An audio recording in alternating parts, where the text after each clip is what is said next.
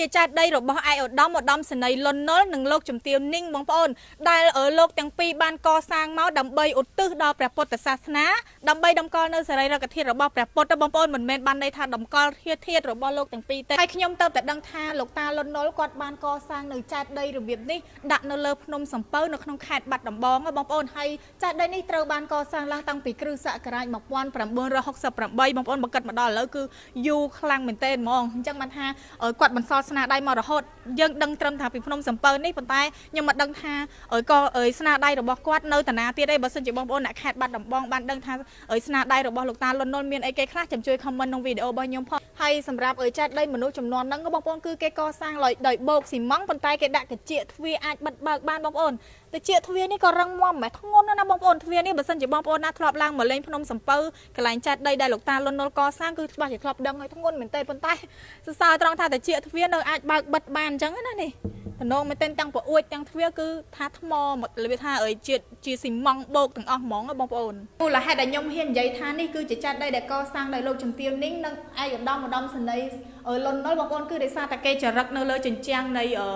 ចាត់ដីដែលផ្ទាល់បងប្អូនឃើញអត់ចឹងមិនថាយើងសរសេរឈ្មោះអញ្ចឹងគឺល្អមែនទែនដើម្បីដាក់ឲ្យកូនចៅជំនាន់ក្រោយបានដឹងបានឮបានស្គាល់ដោយសារតែមានបងនៅនឹងគាត់ប្រាប់ខ្ញុំថាមានគេយល់ច្រឡំច្រើនមែនទែនថាជាចាត់ដីរបស់លោកតាលន់នល់បងប្អូនក៏ប៉ុន្តែគឺមិនមែនទេគឺជាចាត់ដីដែលកសាងដោយក្រុមគ្រួសាររបស់លោកតាលន់នល់ដើម្បីតម្កល់នៅសរីរកធាតុរបស់ព្រះពុទ្ធបងប្អូនបានន័យថាចំនួននោះគឺលោកតាខំកសាងអំពើល្អខំធ្វើបុណ្យនៃជាដើមចឹងទៅដើម្បីឧទ្ទិសដល់ព្រះពុទ្ធសាសនាអីចឹងណាបងប្អូនទាំងអស់គ្នាហើយនៅពេលដែលយើងចូលទៅដល់ខាងក្នុងយើងនឹងឃើញជាលក្ខណៈចាត់ដីហើយមានកសាងព្រះពុទ្ធរូបលក្ខណៈថាត្រង់ចូលបរិនិព្វានដែលកសាងមើលទៅរបៀបដូចស្អាតហ្មងបងប្អូនសូម្បីតែពីដានខាងលើក៏មានជាគំនូរផ្សេងដែលតាក់ទងជាមួយនឹងព្រះពុទ្ធសាសនាជាដើមចឹងទៅហើយនៅជញ្ជាំងមកខាងនេះគេមានចរិតថាឧបាសកអរុនជឿយសាងឧទ្ទិសចំពោះព្រះពុទ្ធខ្ញុំមិនដឹងថាមិនដែរបងប្អូនប្រហែលជាគាត់ចូលរួមសាងជាមួយនឹងលោកសេនាប្រមុខលន់នល់ផងក៏មិនដឹងចឹងណាបងប្អូនហើយក៏មានជាគំនូរផ្សេងដែលអាចនឹងគូចំនួនក្រោយនេះឯងព្រោះអីមើលរូបគំនូរនៅលើជញ្ជាំងហាក់បីដូចជានៅថ្មី